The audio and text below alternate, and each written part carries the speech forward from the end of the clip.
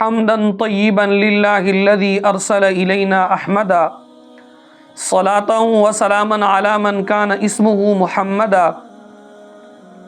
وعلی آلہ واصحابہ الذین رضی اللہ عنہم ابدا ابدا اما بعد فاعوذ باللہ من الشیطان الرجیم بسم اللہ الرحمن الرحیم قال اللہ تبارک و تعالی فی القرآن المجید صراط الذین انعمت علیہم غیر المغضوب علیہم ولا الضالین صدق اللہ العظیم۔ عزیزان من، آج کے ہمارے درس کا عنوان ہے پیری مریدی کی شرعی حیثیت کیا ہے اور حقیقی مرشد کون ہوتا ہے۔ تو اس بات کی وضاحت کرتے ہوئے امام اہل سنت مجدد دین و ملت الشاہ امام احمد رضا خان فاضل بریلی رحمۃ اللہ تعالی علیہ فتاوی رضویہ شریف کی 26ویں جلد کے اندر موجود ہے۔ میرے امام سے سوال کیا گیا، حضرت یہ بتائیے مرید ہونا واجب ہے یا سنت؟ نیز مرید کیوں ہوا کرتے ہیں اور مرشد کی ضرورت کیوں ہے اور اس کا فائدہ کیا ہے؟ تو اس کا جواب دیتے ہوئے سیدی اعلیٰ حضرت عظیم البرکت مجدد دین و ملت الشاہ امام احمد رضا خان فاضل بریلی رحمۃ اللہ تعالی علیہ نے فرمایا، مرید ہونا سنت ہے اور اس کا فائدہ یہ ہے کہ جب انسان مرید ہوتا ہے تو اس کا سلسلہ سید دو عالم صلی اللہ تعالی علیہ وسلم تک جا کر ملتا ہے، کیونکہ رب ذوالجلال کا فرمان ہے اہدنا الصراط المستقیم صراط الذین انعمت علیہم، مولا تو ہدایت عطا فرما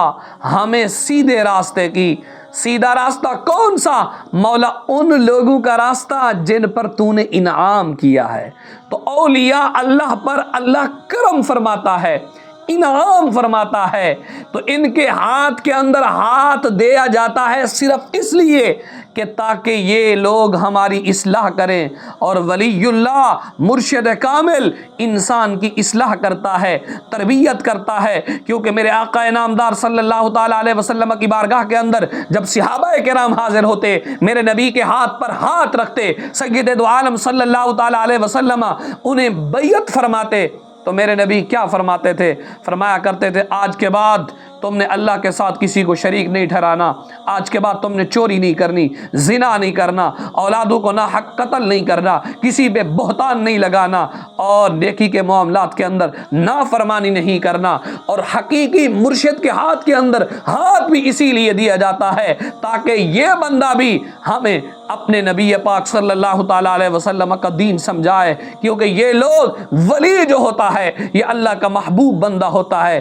اسی لیے تو میرے نبی نے فرمایا، من احب ولیا فقد احبنی، جو میرے ولی سے محبت کرتا ہے وہ مجھ محمد سے محبت کرتا ہے۔ اور فرمایا، من آذی لی ولیا فقد آذنتہ بالحرب، فرمایا جس نے میرے ولی کو ایذا دی اس کے ساتھ میرا اعلان جنگ ہے۔ اب آپ اندازہ لگائیے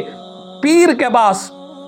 لیکن یہ ضروری ہے، ابھی میں عرض کروں گا حقیقی پیر کے لیے کون سی چیزیں ضروری ہیں، لیکن یہ یاد رکھیے گا کہ پیر کے ہاتھ کے اندر ہاتھ صرف اسی لیے دیا جاتا ہے تاکہ وہ ہماری اصلاح کرے، ہماری تربیت کرے۔ اور مرید ہونے کا مقصد کیا ہے؟ مرید ہونے کا مقصد بھی یہی ہے کہ انسان مرشد کامل کی رہنمائی اور باطنی توجہ کی برکت سے سیدھے راستے پر چل کر اپنی زندگی شریعت و سنت کے مطابق گزار سکے۔ اگر راہ باطن و معرفت پر چلنا ہو تو پھر بیعت ہونا ضروری ہے، کیونکہ یہ راستہ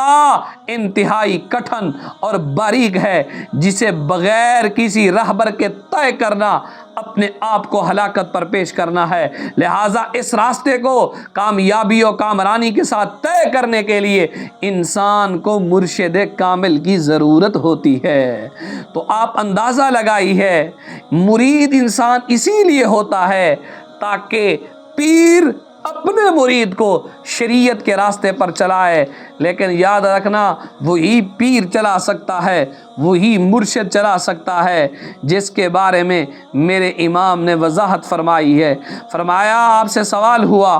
کہ مرشد کامل جس کے ہاتھ پر بیعت کرنا درست ہو اس کے لیے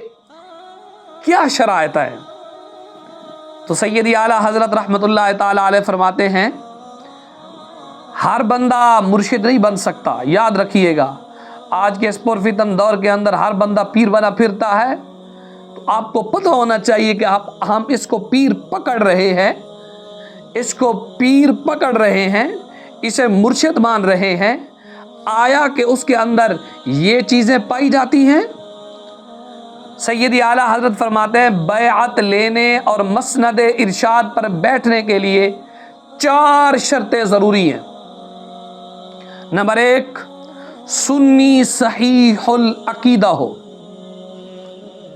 اس لیے کہ بد مذہب دوزخ کے کتے ہیں اور بدترین مخلوق ہیں، جیسا کہ اس بات کی وضاحت حدیث کے اندر موجود ہے۔ اور دوسری شرط مرشد کے لیے اسے ضروری علم کی بھی پہچان ہو، اس لیے کہ بے علم خدا کو نہیں پہچان سکتا۔ پڑھتے پڑھتے ہے نہیں، پیر بن کے بیٹھ جاتے ہیں، حالانکہ سیدی اعلیٰ حضرت نے لکھا ہے پیر کے لیے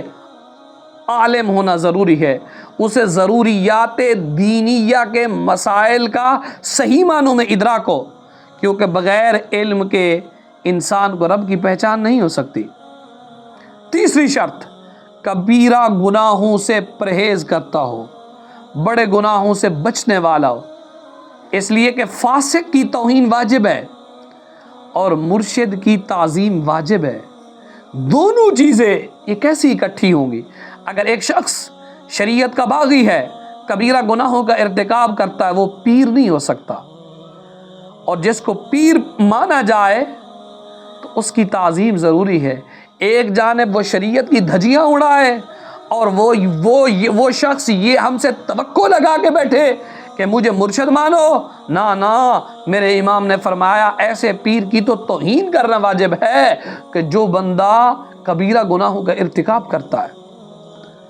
اور چوتھی شرط آپ نے فرمایا اجازت صحیح متصل ہو، جیسا کہ اس پر اہل باطن کا اجماع ہے۔ جس شخص میں ان شرائط میں سے کوئی ایک شرط نہ ہو، ان 4 چیزوں میں سے اس کے اندر ایک شرط بھی نہ ہو، تو اس کو پیر نہیں پکڑنا چاہیے۔ صدر الشریعہ بدر الطریقہ حضرت علامہ مولانا مفتی محمد امجد علی اعظمی علیہ الرحمہ آپ فرماتے ہیں جب مرید ہونا ہو تو اچھی طرح تفتیش کر لیں، ورنہ اگر کسی ایسے کو پیر بنا لیا جو بد مذہب ہوا تو ایمان سے بھی ہاتھ دھو بیٹھیں گے، کیونکہ انسان پیر تو پکڑتا ہے اپنی برزخی دنیاوی اخروی زندگی کی کامیابی کے لیے، لیکن ایسا عیاش، ایسا بدماش، ایسا فنکار، ایسا ڈرامے باز تمہیں پیر مل جائے جسے نہ شریعت کا پتہ، نہ دین کا پتہ، نہ نماز کا پتہ، نہ قرآن کا پتہ، وہ مرشد نہیں بن سکتا۔ دعا ہے اللہ کی بارگاہ میں رب جل وعلا ہمیں صحیح معنوں میں دین کا فہم عطا فرمائے۔